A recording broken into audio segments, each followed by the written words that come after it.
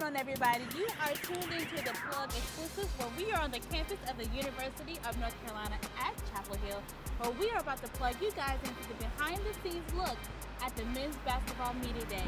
We're going to talk to Coach Williams, get some player interviews, just to get you guys plugged in.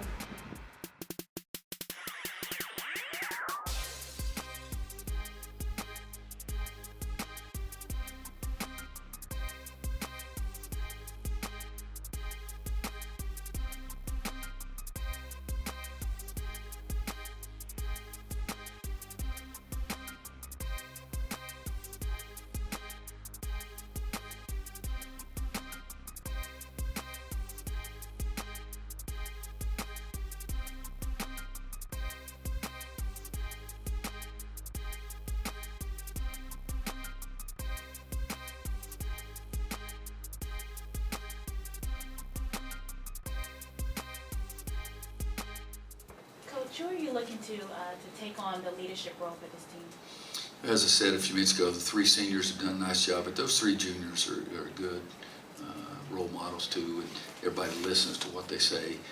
Nobody's at the level of Marcus yet, but you're hoping that you see that.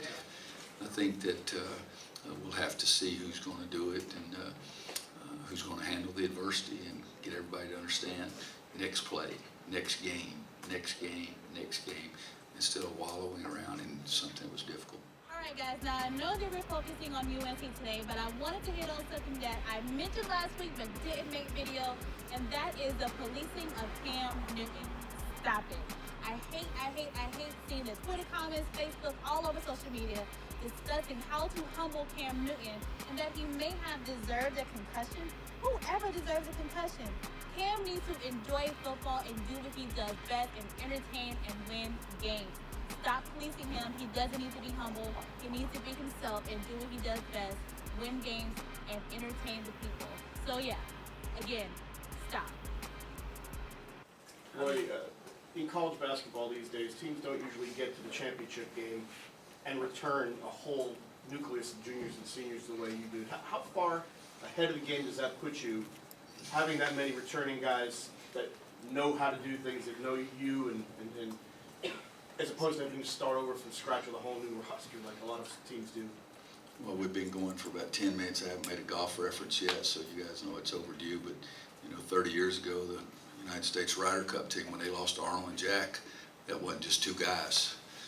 Bryce and Marcus is not just two bodies for us. They were our two best players, the best defender, the best outside scorer, the best inside scorer, the best rebounder, the guy that dominated things inside around the rim on the defensive end. Those other guys, as I've said many times and will be saying for many times, they've really got to step up, because it's not just 2 out of 2 out of 8. It's your two best. And markedly, you could say maybe the two best in every part of the game. They've got to step up there when the defense is aimed at them. And you guys have heard me say that before, but my high school coach sits close to the Louisville bench, and 2 years ago, Rick has kept yelling, "Number 5, number 5, number 5." And everybody had to know where number 5 was, and that was the game he ended up making the layup to win the game. But nobody was yelling, "Watch Theo." Nobody was yelling, "Watch Kennedy." Nobody was yelling anything like that. So that's a huge difference in basketball. I also want to talk about Colin Kaepernick. It was announced today by the 49ers that he is the starting quarterback this weekend. I'm excited. I hope he dominates this weekend. I hope he comes out and do what he does best. If you need a QB this weekend, he might be your sneak, because as always, Colin is a running quarterback. The read option might be his favorite. So sneak him into your fantasy, and I hope he excels this weekend. It's needed not only for his image, but of course a lot of people want him to fail. Understandably so. So please check that out this weekend. And let me know your thoughts on Colin Kaepernick starting this weekend. Your two national title teams, you had junior point guards who really grew a lot from their sophomore and junior years. Where do you see Joel in that process of growing from his sophomore year to his junior year? And is he kind of at that level or close to that level those guys were? It's hard to compare those guys, because Raymond really did some significant changes in his shot. You can go back and look. His sophomore year, the first year with me, he's 29, 30% from three, and the next year, like 45, because he changed his shot.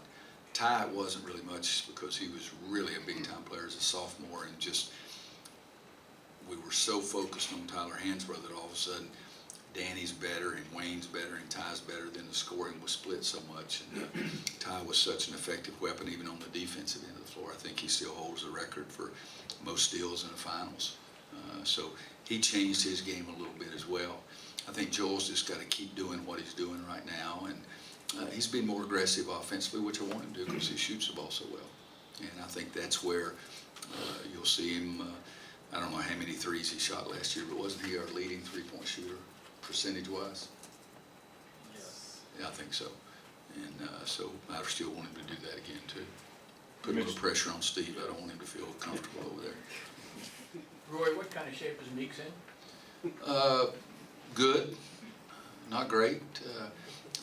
I think that he's continued to work on his body, which is the hardest thing to do.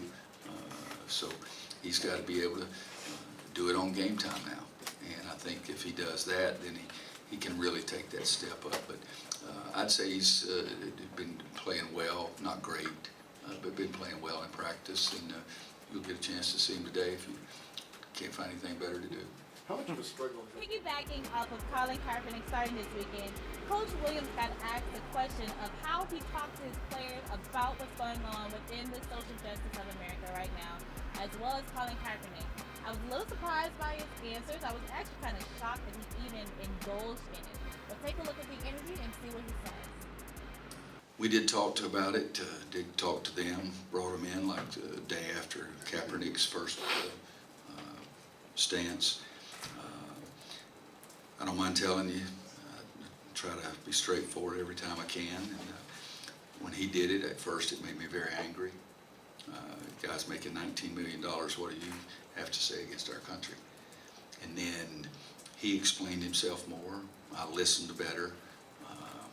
He wasn't saying this was a bad country. He said we got not just one particular problem, but one particular problem he was taking a stance on, and I think he's correct.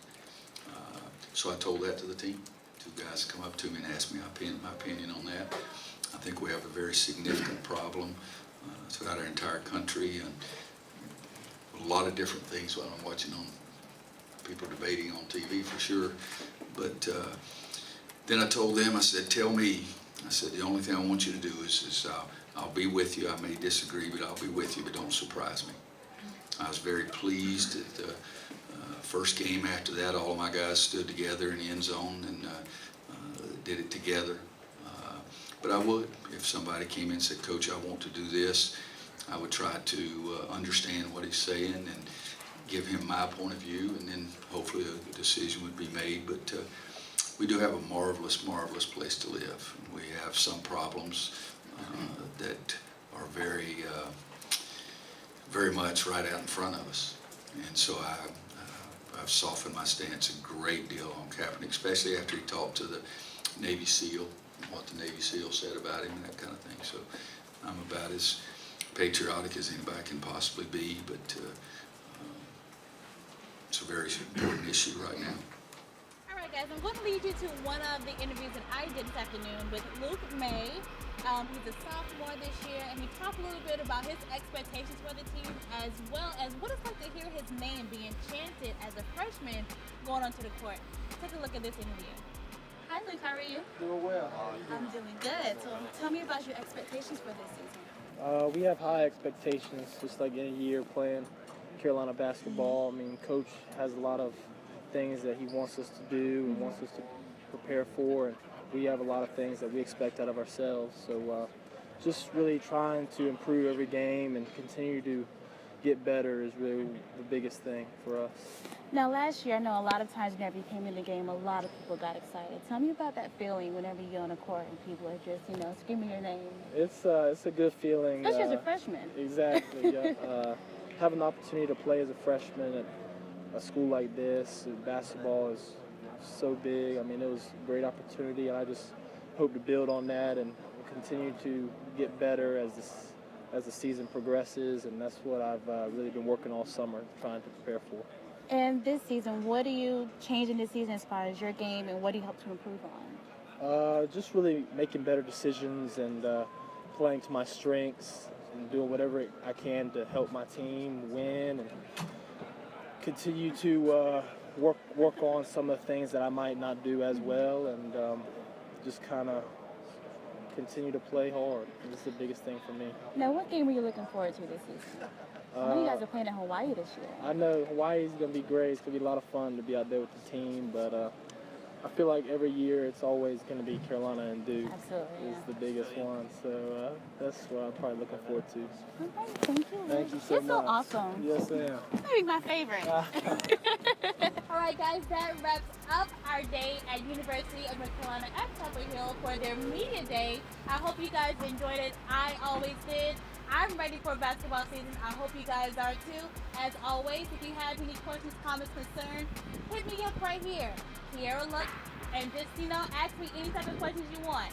I will see you guys next week. As always, stay plugged in.